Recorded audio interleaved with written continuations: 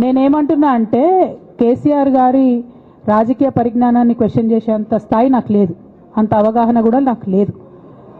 కాకపోతే పెద్ద నాయకులు అనేక సందర్భాల్లో ఒత్తిడికి గురైనటువంటి విషయాలు చరిత్రలో మనం చూసినాం. ఇవాళ అదే జరిగిందని నేను భావిస్తున్నా. ఒకటి.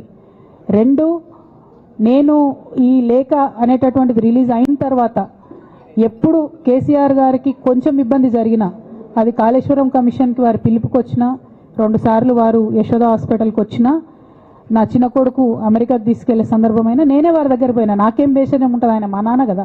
నేను పోయిన తర్వాత ఈ దుష్ట చతుష్టయం ఏదైతే ఉన్నదో, ఈ ఇద్దరు 2 గ్యాంగులు ఏవైతే ఉన్నాయో, అక్కడ జరగనిది జరిగినట్టుగా మీడియాలలో విచిత్రమైన వార్తలు రాపించారు. ఎంత ఘోరం అంటే, నేను నా కొడుకుని తీసుకపోతే నన్ను గన్మెన్లు రాలేదట. జరుగుతుంది అని ఎక్కడన్నట్ల. ఇటువంటివన్నీ మెయిన్ స్ట్రీమ్ పత్రికలు రాస్తాయి. మరి విచిత్రం నాకు అర్థం కాదు. మెయిన్ స్ట్రీమ్ పత్రికలు అనేటటువంటి ఇట్లాంటి వార్తలు మరి ఆడ ఎవరు లేని కూడా లేరు. ఎవరు చెప్పిరు, ఎందుకు రాపిచ్చిరు?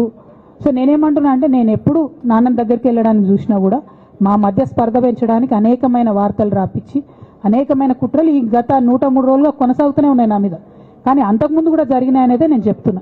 అందులో భాగంగానే రాఖీ రోజు కూడా ఒక 24 గంటల ముందే నేను అన్నకు కూడా మెసేజ్ పంపిన. అన్న రేపు రాఖీ ఉంది, నేను వచ్చి కడతాను, మీడియా లేకుండా వచ్చి కడతాననే మెసేజ్ పంపిన.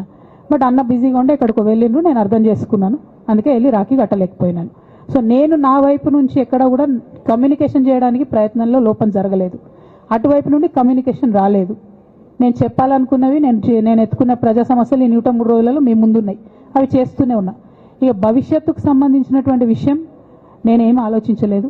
ఎందుకోసం అంటే, నిన్న నోటీస్ రావడం అనేటటువంటిది డెఫినెట్గా నేను కొంచెం బాగా బాధపడ్డా.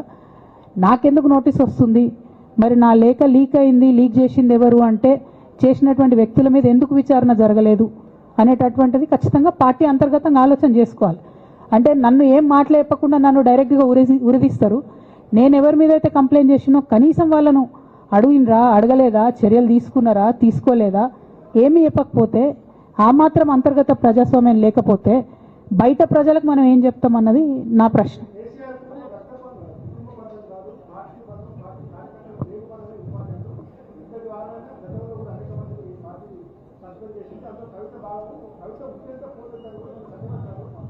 నేనేమంటున్నా బ్రదర్, వాళ్ళందరికీ ఏది చెప్తే స్క్రిప్ట్ రాసిస్తే అది మాట్లాడతారు. దాంట్లో ఏముంటుంది? ఇప్పుడు పెద్ద సంఘటన జరగడం ఏంటిది, నన్ను పార్టీ నుండి వీడియో కొట్టాలనేటటువంటి ఒక నిర్ణయం అది జరిగింది. జరిగిన తర్వాత ఇవన్నీ జరుగుతూనే ఉంటాయి.